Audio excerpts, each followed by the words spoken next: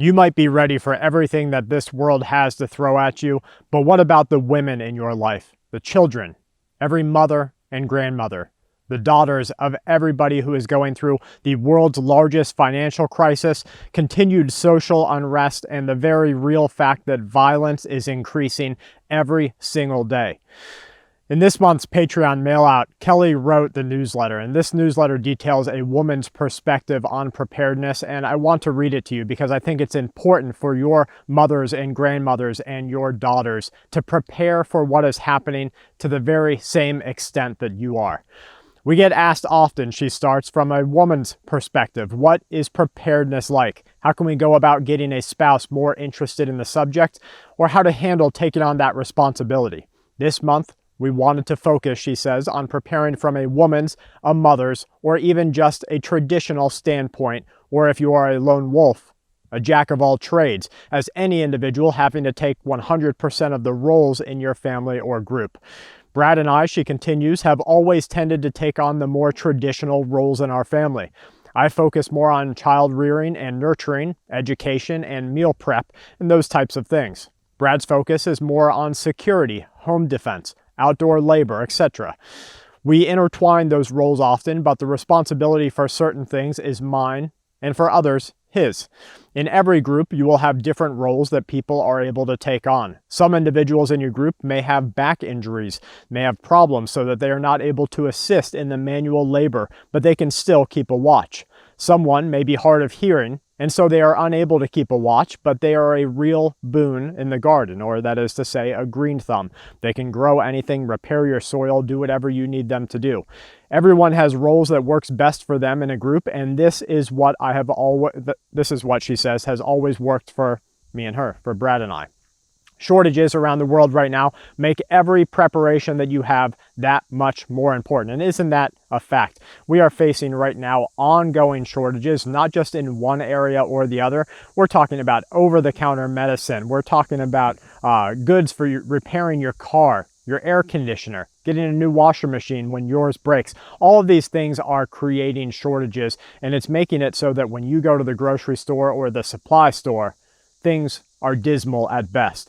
Simple things, she says, like having soap can become hard to find, so I have made it a point to find numerous types of soap recipes for our family so that we don't have to rely, she says, on purchasing soap from the store as often as we normally would. She continues here. There are simple recipes. There is a bug that just keeps trying to go into my eye. I'm not sure if you guys can see that or not. There are simple recipes that you can find that all you have to do is melt and pour the soap base and add whatever oils. You can add things, of course, like lavender, things like that, natural scents that your family might want, and you have a bulk amount of soap in stock for less than you could have purchased it in the store. You will also remove your dependency on the supply chain, and you will make it so that you can have it as your own. Regardless of what supply issues there might be, having your own is important. There are also more complex recipes that require the use of raw ingredients such as lye. Did you know that cultures around our world, and we are in that same preparation standpoint, will be ready to just take the ash that you have from hardwoods that you use to cook over, to sanitize your water. You just take that ash and you mix it with water to scrub your dishes. What you're doing is creating a very acidic condition, and you are disinfecting the dishes, and it also gives you the ability to take some of the stuff away. Just the ash and water. Now if you add in some fat from the animals that you have butchered, now you have a real soap. You have a lathering soap. So that's the type of preparedness that you need to start to get ready for. Those sort of raw conditions that you might otherwise not have been ready for. Meal preparation, she says, is another very important role that I take on. I've always enjoyed cooking and planning new meals for our family to try. Brad says that he would live on oatmeal and canned goods if it were up to him, and she's absolutely right. Knowing what you and your family like to eat while using your pantry items is extremely important. If you store 200 pounds of beans and then find out that your family gets tired of them easily and won't eat them continuously, this can make it all that much harder if you were in a disaster and that's all you have stored. Everything that I make now is something that we will be able to continue to make even in the event of shortages and an ongoing crisis. You know, people don't think of the fact that if you have things stored that your family won't eat, a lot of people will say, well, if they get hungry enough, they'll eat them. And that's simply not true. The brain tires from things, especially things that you just inherently don't like. Imagine the food that you dislike the most, whether its texture is slimy, maybe it's the fat off of a steak, maybe it's something mushy like a certain type of vegetable, the thing that you dislike the most. Imagine that amplified by 10, and then having to eat that every single day at every single meal. The brain will tire of it quickly, and what it will do is actually put up a block, and it will say, I'm just not going to do it. And so maybe you know somebody who drank too much alcohol one time, and so they can't even touch that alcohol again. I know I drank too much as a teenager, and it still wasn't much, but I still, as a teenager, it certainly was. And so I drank brandy. And even to this day, if I smell brandy, I gag. It's just the brain's reflex. I just couldn't imagine having to use something that makes me sick in a long duration emergency. Do you know somebody that has eaten themselves sick or maybe drank themselves sick? How do you think that they will deal with a texture or something that they just can't stand if that's all they have to eat? Each month we add a recipe to the monthly survival cards and hope that many of you try these recipes out. They are all staples in our house. All of them are able to be made with common items in a pantry or most households. Think about what you will do if you are unable to go to the store and buy a dozen eggs. Do you have a laying hen that can produce them for you? If you're in an apartment, do you have a few quail that will give you eggs? If those are not an option, do you have a barter system set up for someone who is able to? We can't have everything. We don't have every single tool that we need. We don't have every single medicine that we need. So that barter system is a lifesaver. Minor first aid is another job, she says, that tends to fall into my roles. Having everything on hand that you need and knowing how to use it is so important to make small accidents easier to handle. Panic is not something that you want to deal with if there is any kind of injury, even a minor one. Having some simple first aid skills such as cleaning and dressing a wound, treating someone that has an insect sting, or how to treat a burn can come in handy in an emergency. You also want to be able to have patience and good bedside manner.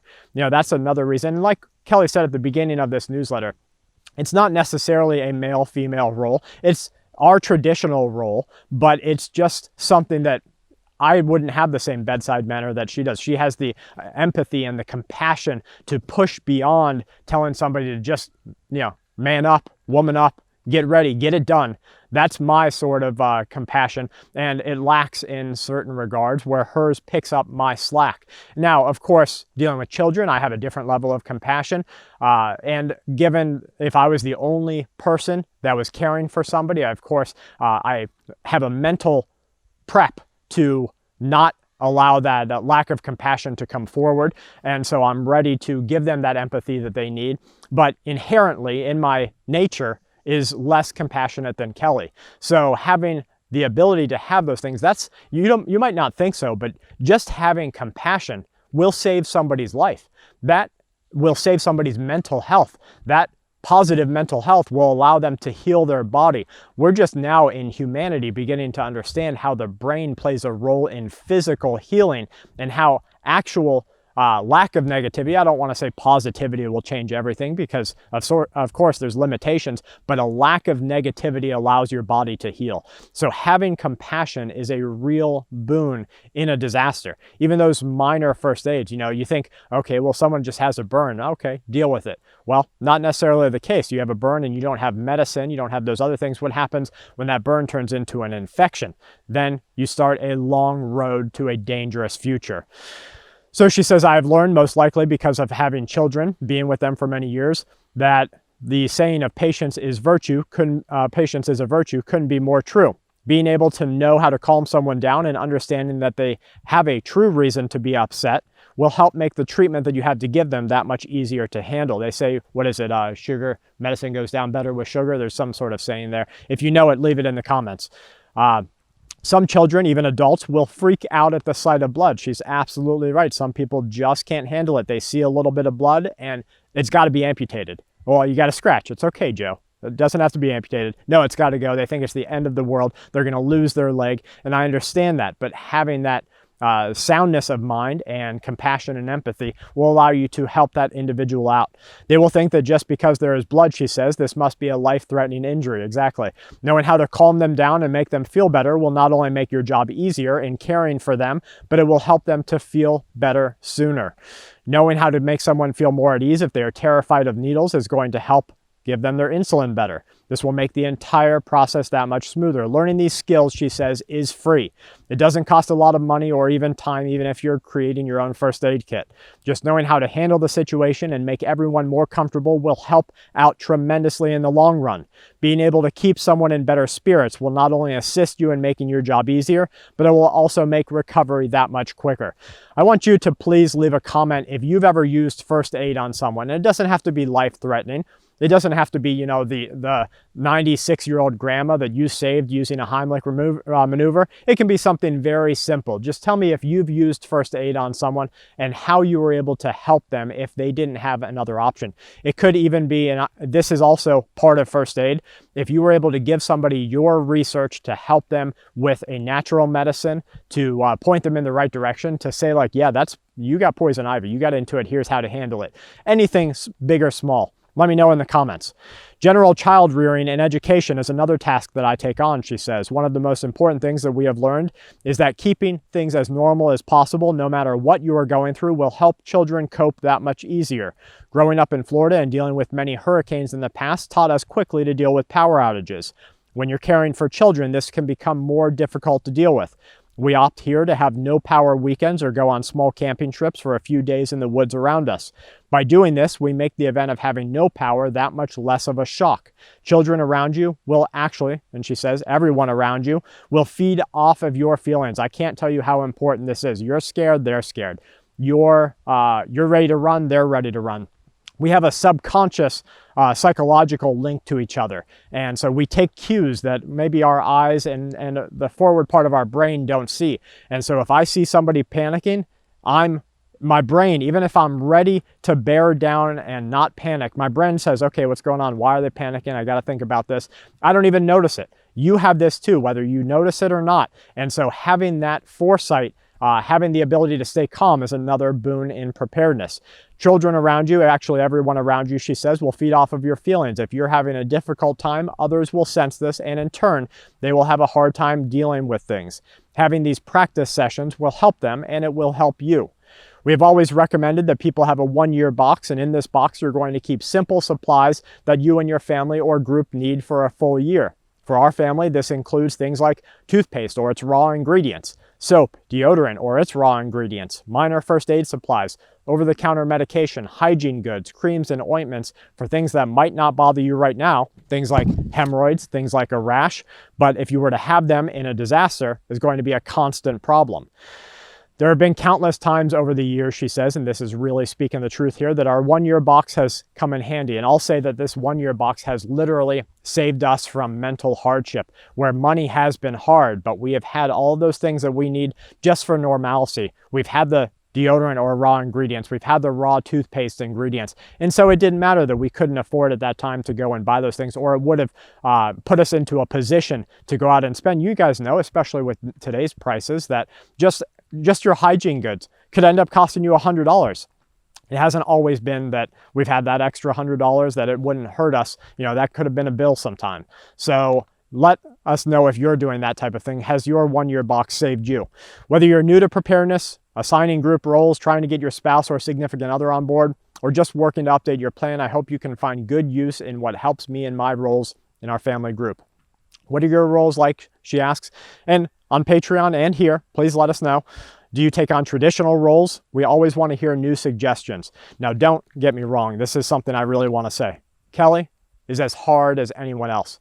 Kelley is the woman where we have had a violent altercation in the past, and she came out with the shotgun ready to make things work.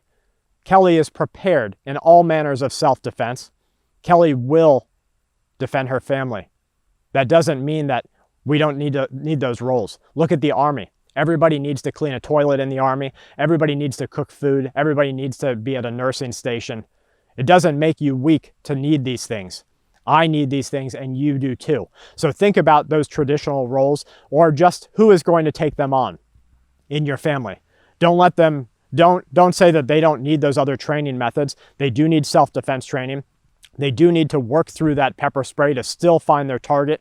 They do need these things, but that doesn't mean that they have to be the first ones on the line. From my family to you and yours, please stay safe and keep watch.